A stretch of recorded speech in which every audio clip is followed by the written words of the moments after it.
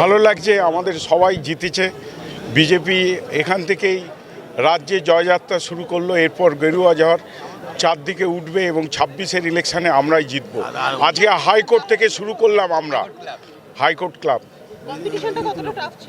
Tough কোনো কিছু ছিল না, আমরা ইজিভাবেই আমরা জিতেছি এবং খুব সহজভাবে সমস্ত কমিটির সমস্ত মেম্বাররা, আমরা যে যে পোস্ট ছিল সব কটাতেই আমরা জিতেছি। সমস্ত আইনজীবী স্বচ্ছন্দে আমাদের ভোট দিয়েছে। কি বলবেন আজকে বিহারের যে গেরুয়া ঝড়, সেই আবিরের রং কিন্তু আজকে হাইকোর্ট চত্বরে সবাই। এই রাজ্যে হাইকোর্ট থেকে শুরু হলো বিজেপির জয়যাত্রা, এরপর তৃণমূল যে বিসর্জন হবে 26-এ, তার শুভ সূচনা আজকে কলকাতা হাইকোর্ট থেকে হয়ে গেল।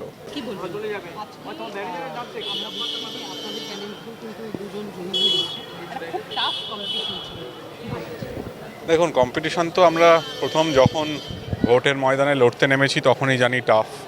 তার কারণ আমরা ইন্ডিপেন্ডেন্টলি উকিলবাবুদের মতাদর্শের কথা ভেবে, উকিলবাবুদের ইন্টারেস্টের কথা ভেবে আমরা ভোটের ময়দানে নেমেছি। আমরা যদিও একনিষ্ঠভাবে দলের কর্মী, তৃণমূল দলের কর্মী, কিন্তু আমাদেরকে দলীয় প্রতীক, যে কোনো কারণেই হোক, দলীয় প্রতীক আমাদের দেওয়া হয়নি। তো তা সত্ত্বেও আমরা মনে করেছি যে যারা হাইকোর্ট ক্লাব সম্পর্কে এবং হাইকোর্ট ক্লাবের ব্যাপারে ওয়াকিবহাল এবং হাইকোর্ট ক্লাবের সমস্ত ধরনের কাজকর্মর সাথে কন্টিনিউয়াসলি যোগাযোগ রেখে চলেছেন, তাদের মতো লোকেদেরই ভোটে লড়া উচিত, দাঁড়ানো উচিত এবং মেম্বারদের স্বার্থের কথা ভেবে কন্টেস্ট করা উচিত। তো হয়তো যে কোনো কারণেই হোক দল মনে করেছে যে আমরা অফিসিয়াল ক্যান্ডিডেট নই, আমরা তাও ভোটে লড়েছি মেম্বারদের স্বার্থের কথা ভেবে। তো ভোটে যখন ময়দানে নেমেছি তখন কন্টেস্ট হওয়ার ছিল, স্ট্রং কন্টেস্ট হয়েছে।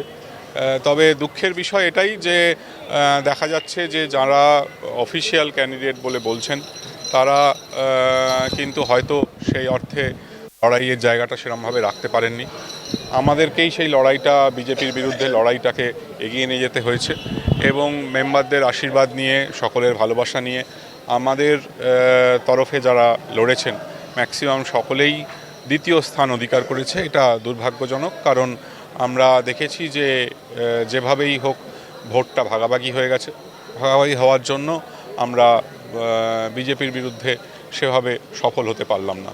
আমরা চেয়েছিলাম যে বিজেপির বিরুদ্ধে যে লড়াইটা, সেই লড়াইটা এগিয়ে নিয়ে যাওয়ার জন্য, কিন্তু যেহেতু এই ভোটটা ভাগাভাগি হয়ে যাওয়ার জন্য আমরা কিছু দূর গিয়ে আমরা দ্বিতীয় স্থান অধিকার করলাম।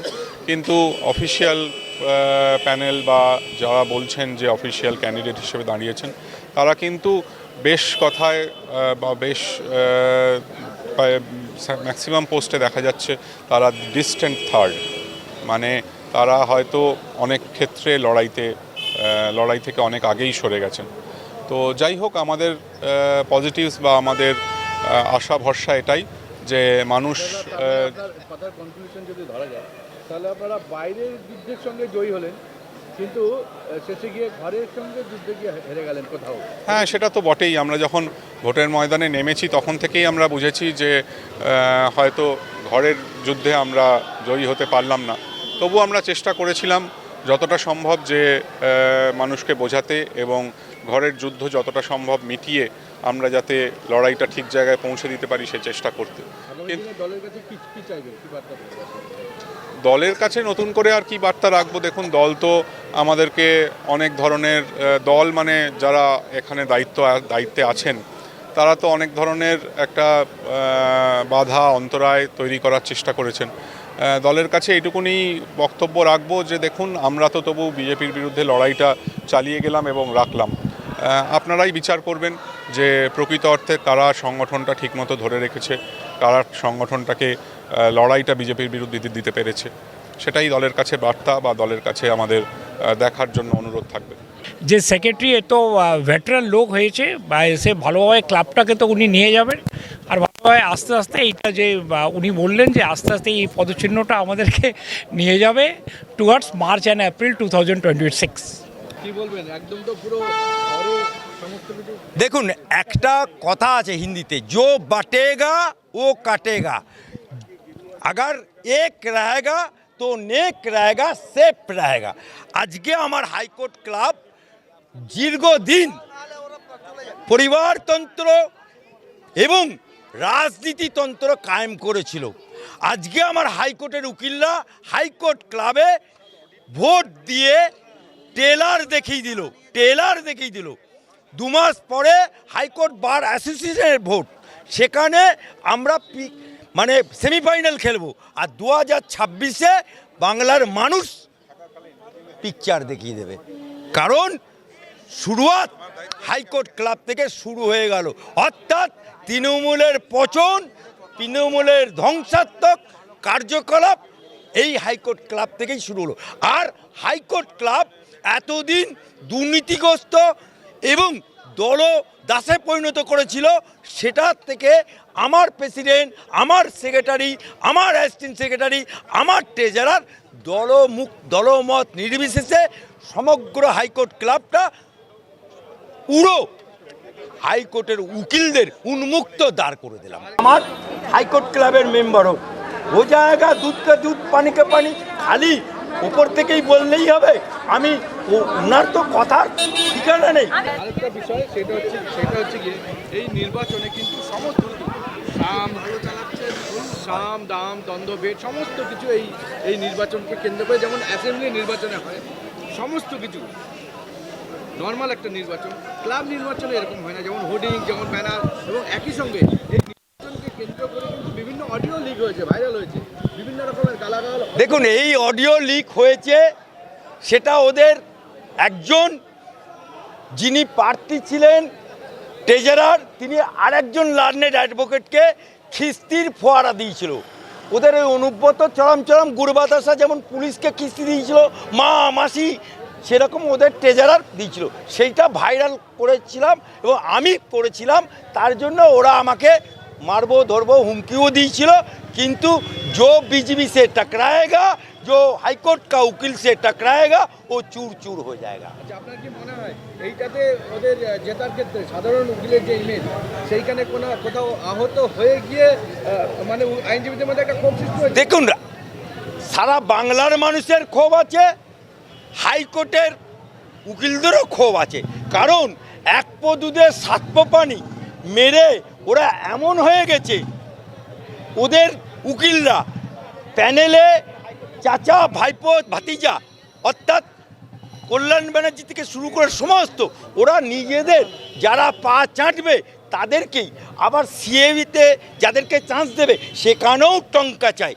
এটার জন্য আমার উকিল বাবুরা আজকে चुन चुन करके जवाब दिया। हाईकोर्ट क्लब में बीजेपी समर्थित যারা প্যানেলে ছিল তাদেরকে জিতিয়েছে এবং দলমত নির্বিশেষে আজকে হাইকোর্ট ক্লাবকে দলদাস থেকে মুক্ত করে দিল। আজ হাইকোর্ট ক্লাবে একটা ভিক্টরি এবং হিস্ট্রি হয়েছে, victory as well as history. High court ক্লাবে এরকম গেরুয়া ঝড় এবং আমাদের প্রেসিডেন্ট থেকে শুরু করে president, secretary, vice president, assistant secretary এবং কমিটি মেম্বার, আমি 2 পোস্টের মধ্যে 1 পোস্ট, ঠিক আছে, অ্যাসিস্ট্যান্ট সেক্রেটারি 1 আর কমিটি মেম্বার 2, এন্টায়ার প্যানেল আমাদের বিজেপি মনোনীত প্রার্থীরা জিতেছে। এবং আমাদের ক্লাবে আরও ক্লাবকে স্বচ্ছভাবে এগিয়ে নিয়ে যাওয়া এবং ক্লাবকে পলিটিক্স মুক্ত করা, এটা আমাদের first priority. Second of all হচ্ছে যারা ক্লাবের মেম্বার, হাইকোর্ট ক্লাবের মেম্বার, অ্যাডভোকেট, তাদের জন্য আরও কী খেলা এবং কী আর নতুন খেলা ইন্ট্রোডিউস করা যায় তার চিন্তাভাবনা থাকবে। এবং ক্লাবকে, আরও একটা পয়েন্ট হচ্ছে ক্লাবকে বাউন্সার মুক্ত করা। এতদিন যে ক্লাবে অ্যাডভোকেটদের বাউন্সাররা তাড়িয়ে দিত, সেই বাউন্সার তাড়িয়ে দেবে না। অ্যাডভোকেটদের স্বার্থে অ্যাডভোকেটরা থাকবে এবং ক্লাবে অ্যাডভোকেটদের, আমাদের যে মেম্বার অ্যাডভোকেট রয়েছে তারা বিরাজমান হবে। তো আমাদের এই ভিক্টরি আমরা খুব ভালোভাবে সেলিব্রেট করছি। তো এটাই। আর দেখুন, আমাদের ঐতিহাসিক জয় ভালো তো লাগছে, কিন্তু যে নতুন কমিটি হলো তাদের কাছে আমি রিকোয়েস্ট করব যে আগে অডিটটা হোক। আগের ক্লাবের আগে যা ক্লাব যেসব কমিটি চালিয়েছে, আমি কাউকেই কোনো দুর্নাম বা বদনাম দিচ্ছি না, কিন্তু অডিট হোক এবং সেই অডিটে আমরা সঠিকভাবে দেখি কি আছে না আছে। আর এই ঐতিহাসিক জয় এটা আমাদের হাইকোর্টের যারা লয়ার, যারা ক্লাবের মেম্বার, তাদের জয়। ব্যক্তিগতভাবে কোনো জয় নেই। এটাতে একটা জিনিসই পরিষ্কার যে হাইকোর্টে কোনো রাজনীতি সেভাবে চলে না। এই রাজনীতির ঊর্ধ্বে গিয়ে মানুষ ভোট দিয়েছে এবং এই ভোটকে মানুষ মানে গুছিয়ে সাপোর্ট করেছে আমাদের প্যানেলকে। আমরা 7 আউট অফ 10।